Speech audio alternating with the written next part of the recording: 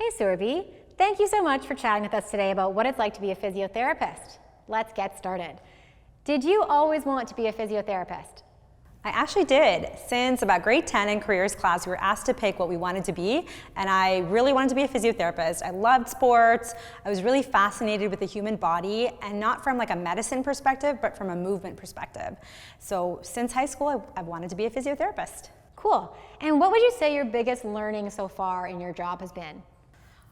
My biggest learning is that it sounds very simple, but we're all just fellow human beings. So oftentimes we think of patients as like, patients are separate and we're physios, but we're all just humans. We all struggle with the same things.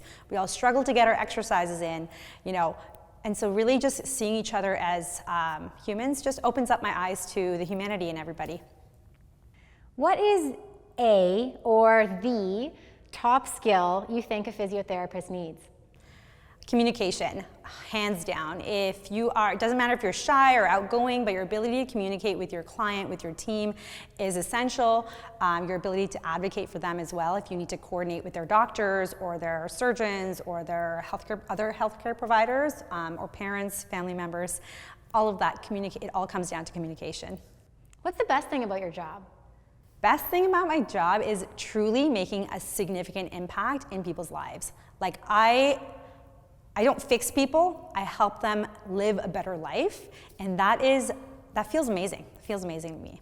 What's a hard truth you want to share with someone interested in becoming a physiotherapist?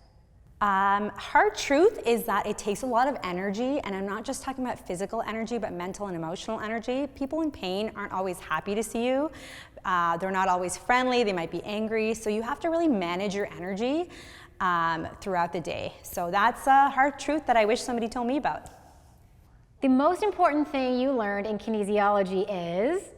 The most important thing I learned in kinesiology is that the human body is fascinating, adaptable, and resilient. And how does this help you in your job?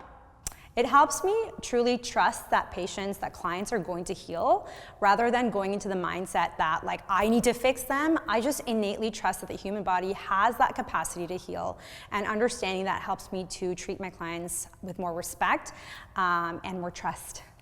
One tip for students who want to get into physiotherapy school.